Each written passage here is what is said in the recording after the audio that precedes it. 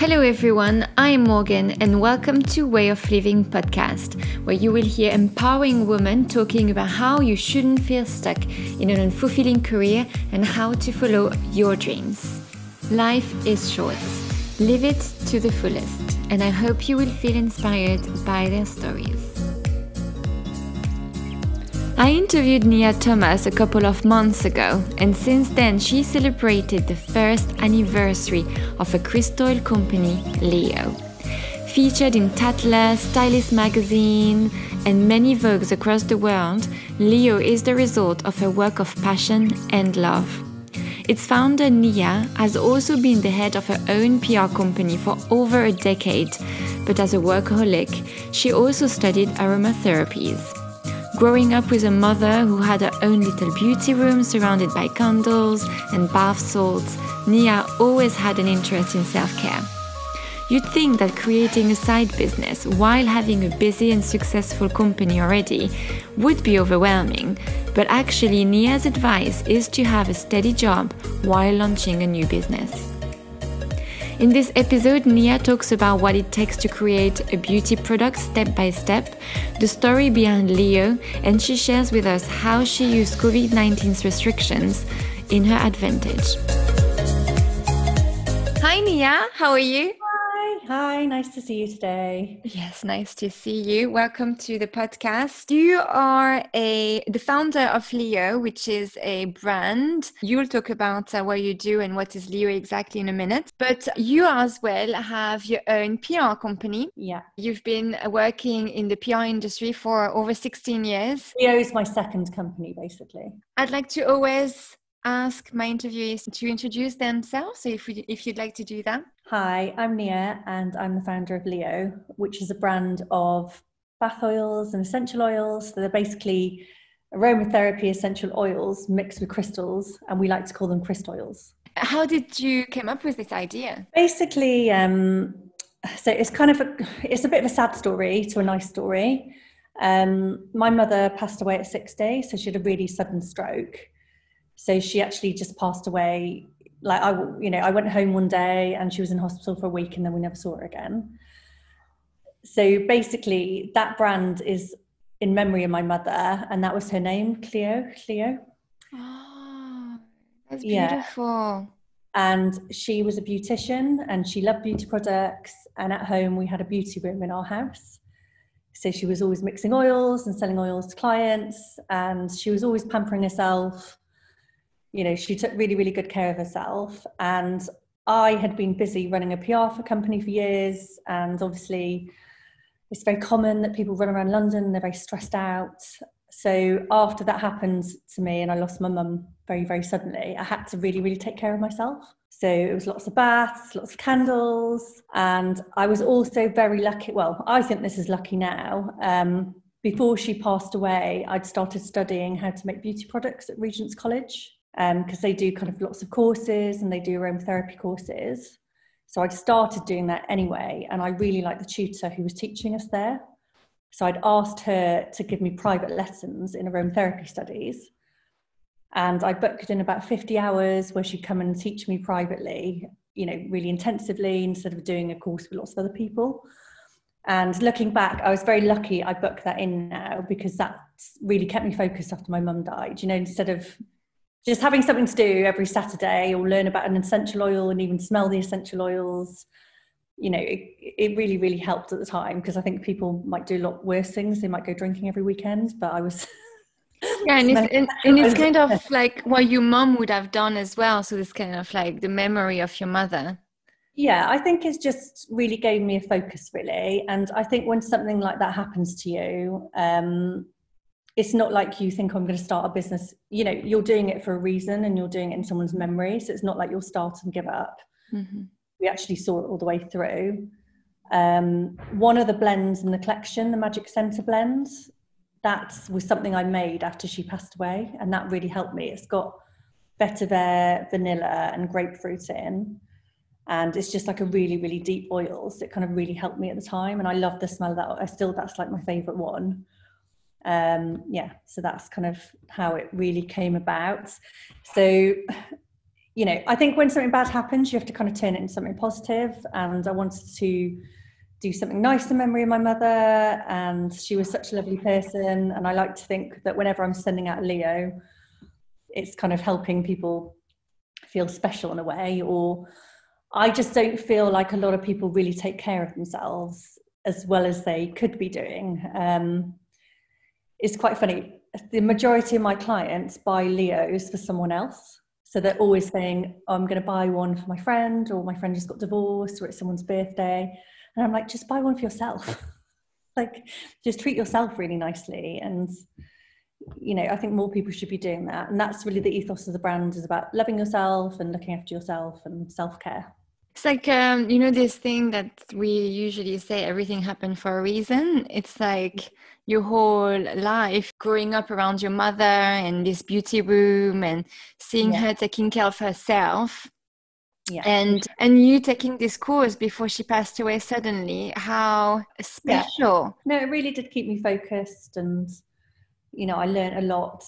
You could either be sitting around thinking about what's happened, but instead I had like all my oils, and I got really addicted to it. I was ordering like every oil under the sun, even there's an oil called Angelica, and it's like £40 for like a tiny bit. But I just ordered. You just get obsessed and you just want to smell every single oil out there. Yeah, and it was probably your coping mechanism as well. People go drinking after like someone passed, and you just sniff oils. Exactly, that's what I did. And I think what happened as well, I didn't really want to be around people. I just didn't have the capacity to really be around people, because if someone dies very suddenly, you just haven't got the capacity to kind of answer lots of questions or speak to people. Even someone asking you for coffee is quite a lot of pressure. So I just spent kind of quite a lot of time with essential oils rather than people that year. Because you worked in PR before that for many years, you always thought, okay, I'd like to have my own brand one day. Can you talk about how this helped creating your brand? It's actually really quite interesting you say this, because so I've still got my PR company, and I've been doing PR a really, really long time. And I have so many brands and so many people come to me and they've started up businesses or looked after Protein World. I've looked after people who started handbag companies. What else have I done? I've got 2 makeup brands at the moment. Even though I've looked after a lot of brands and I've seen them and I've kind of wanted something. PR is a very invisible thing to do. You're basically selling something invisible to someone. I wanted an actual product I could hold in my hand and sell. And I've had loads of brands come to me and ask for PR, and I've built them up and helped them grow. But still, that never ever prepared for me for knowing the ins and outs of starting a brand. Like, it's actually so hard. Like, it's just like a little jigsaw puzzle. Well, it's just kind of, just things you wouldn't expect. So you kind of think, oh, I'd really like a bottle that looks like this. But then you can go to like 3 trade shows looking for that perfect bottle and still not find it. Just things can take a really, really long time. And then it all kind of clicks together. Because it's not just about creating the oils, because it's one thing, you studied it, you're doing it, you're passionate about it. But then selling a product is about the packaging, who to sell it to, and this whole new world. Yeah, and then you've got the website, you've got the writing for each product. You learn so much along the way, because it's like everything has to be tested. Yes, it's like a big jigsaw puzzle, really. Getting the blends right and deciding what blend. So once you've got your blend, then you need to figure out which bottle company you're going to go with, whether you have your bottle embossed or have a sticker on, who you're going to work with for branding. Often it's kind of, I think what slowed me down the most was finding the best people to work with. Someone helped me with the branding and she was amazing. She's worked on lots of beauty products, but until her, it was like, once it clicked, and she sent me 10 logos and I'd love all of them, but it was just finding the right team and the right people to work with as well. Yeah, I was going to ask you this, because obviously PR company, they help with brand, but they don't touch on everything, every aspect of the brand. So when you started Llio, did you know where to start from the get-go? Did you know who to contact? Because I've had a lot of brands around me, and I've helped a friend start a brand in the past. So I'm very well aware that it's just really amazing. You know, so many people go, I want my own business, and they don't realise the amount of effort that can go into it. You know, you need the logo, you need to write the ingredients on the back, you need to do the website, you need to do photos, you need to have photos ready for magazines, you need to have press releases. You found the right help, obviously. Can you explain exactly how you started it from the moment you had your idea, and how step by step did you get there? The first kind of step was coming up with the blends. I travelled to trade shows, so I travelled to beauty shows. So I went to one in Paris and one in London. It's called In Cosmetica, and you basically go into a hall and it's just full of people selling essential oils or base oils. And it's a really good learning process, because you'll meet, you know, someone who's got a farm in South Africa who sells geranium, or someone who is just selling marula oil, you know, from Africa. And you go to those shows and you kind of learn about the different oils and then the suppliers. So I had obviously studied at Regent's College, so I'd kind of studied there. But I think with aromatherapy, you need kind of a bit of guidance. Like some people do it for like 20, 30 years. So I kind of travelled around the country and blended with different people. So I went to Ireland and worked with an aromatherapist and kind of spent a couple of days blending. I went to the Cotswolds. There's another lady who's got a brand called Balmology, and I spent kind of a couple of days making balms with her. I just felt like I needed someone who'd been in the industry a lot longer to be like, yes, this is the blend, this is the oil. So we kind of took what I had done and kind of came up with the final formulas. I just wanted someone to kind of give me their nod of approval. So once the blends were done, going in the background, you know, I'd done various things. I'd been to packaging shows to pick bottles and ribbon. This is kind of a funny story as well. I found it quite hard to find the right person to do my branding. I actually, you know, people say they'll do things and they don't do it. So I probably went through, I'm in an R-ing, you know, with a few people over a year or so. And what happened in the end is, because the brand, I think this is quite a funny story. The brand's all about crystals, and I go to a crystal healer, and the crystal healer actually recommended a brander. Oh, that is funny. I know, that was quite nice. And she's been amazing. Like, she's really, really helped me with my brand. She's had a lot of experience of helping brands. She's worked for like Alexander McQueen and Calvin Klein, and she really, really pushed the brand through for me, really. And she was very fussy about, you know, the logo and what type of materials went into it and how it all looked, the thickness quality of the bottles, the sticker quality. You know, I couldn't have really done the brand without her either. I think you need to have someone who's maybe got an address book of places to kind of source stickers and boxes and ribbons. I did go to trade show and I met some people, but having her contacts as well kind of made it all a bit quicker. So you went to see like specialists to create oils and test and see what you liked and what you wanted to sell. But in this whole world of like selling oils and bath oils, how did you make yourself different than others? Well, I like to think that the crystals inside the bottles make it different. Mm-hmm. That's what I like to think is a kind of differentiator. I really like the names of products. We try to make them quite quirky, like Magic Center and Higher Self and Love Yourself. I've had a very corporate kind of career. So I've worked in banking. I've done PR for lots of serious companies. And, you know, I'm really into spirituality. I'm really into going to crystal healers. I love like anything woo-woo. Like I love going to gong healing sessions and crystal healing sessions. And it's actually surprising how many other girls that I know who are similar to me are. Mm. So the idea behind the brand, and this is what's different as well, I wanted to kind of take things that people were doing in like hippie markets in Ibiza, but make the crystal spiritual world a bit more luxury as well. So I'd like to think this is the first essential oil brand with crystals that's quite luxury. You know, Victoria Beckham loves crystals. Like she carries around crystals in a handbag and she wears them in a bra, apparently. I don't know how cute that is, but comfortable. But she just loves crystals. And I think you've got kind of lots of mainstream, you know, like I would never, I don't know, a couple of years ago, I probably wouldn't admit it to people that I'm into crystals because but I think it's becoming a bit more mainstream and a bit more. Yeah, I was going to tell you. Yeah. Since probably last year, last summer, I've met so many people who are into crystals, who carries crystal, or they do like therapies and they have crystals with them. So it's very mainstream, as you say. Yeah. Yeah, so I think that's kind of, but we just wanted to offer it in a luxury way, basically. Yeah, and it looks luxurious when you go on the website and you see the product on your Instagram. You see that it's well done and there is a lot of effort in the packaging and how it looks and everything. How long did it take you from the day you had the idea to actually the day you launched? I would say I started kind of April 2016. And I spent about a year or a year and a half blending. And in between that, I was looking for bottles and little bits. Then I launched in 2019. So it took 3 years in the end. But you've got to bear in mind, I have another job. But sometimes, just things will take us. I'm developing a new product now.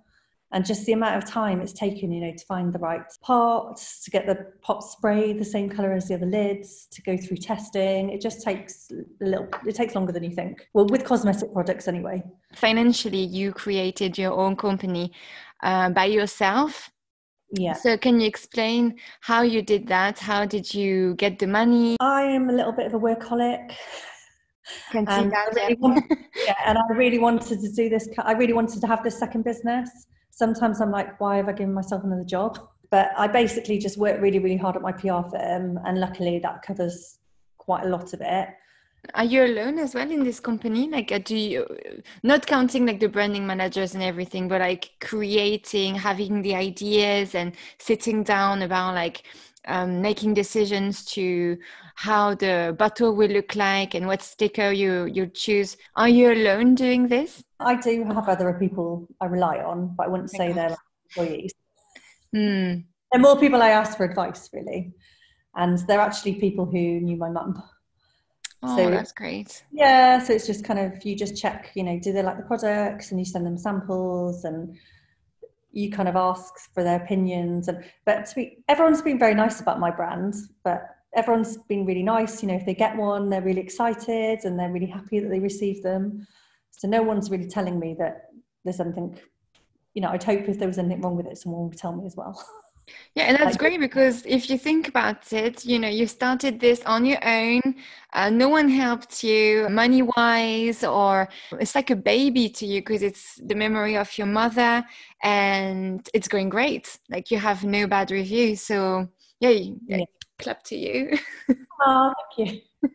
Yeah, it's going nice, but it's been kind of, it's quite hard work in the background, and even planning out the Instagram takes quite a bit of time. We try and plan a month ahead, and I have someone who helps me with that. But social media is a lot of work. Yeah, it really is. And sometimes you're like, why?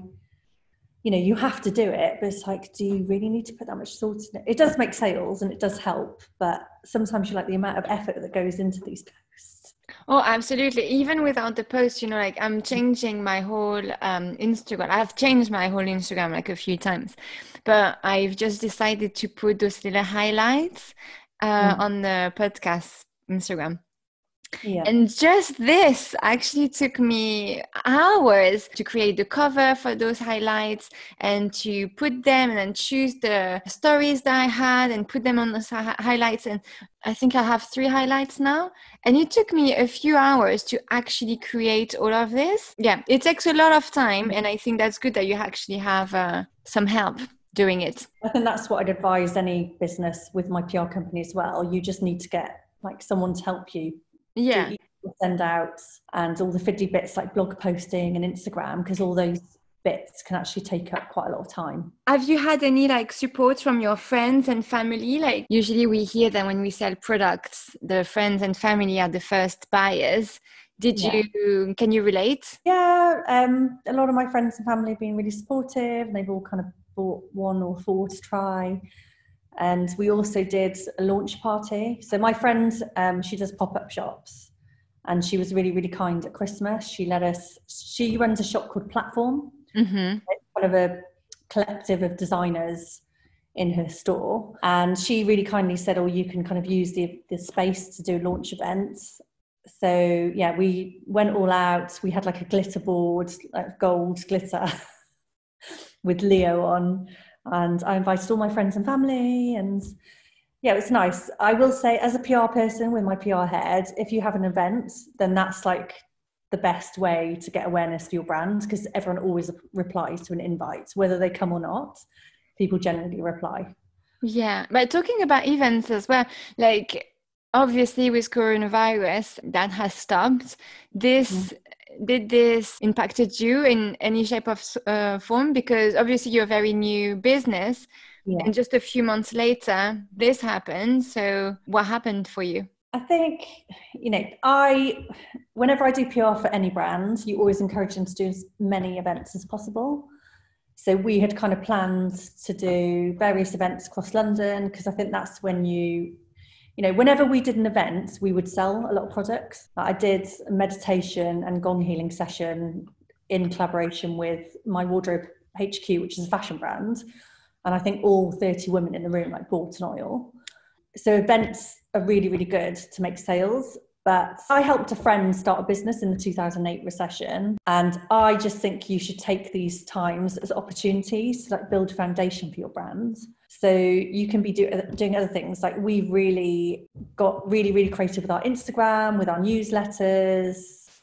We've taken the time to speak to buyers and speak to people that we wouldn't usually have time to do. And I think this will all lay good foundations for the brand in the future, or established. And we've been concentrating a lot on press. We have got a lot of press. We've been featured in Vogue Paris, Vogue Italy. We're going into the Tatler Spa Guide next month. Vogue Japan are going to feature us. Vogue Czech Republic has featured us. So yeah, that's been really, really great, because that was the vision of the brand, that Tatler and Vogue would kind of put us into their magazine. And it's really funny because I hardly ever get coverage from my clients in those magazines, but they've all picked up on Llio.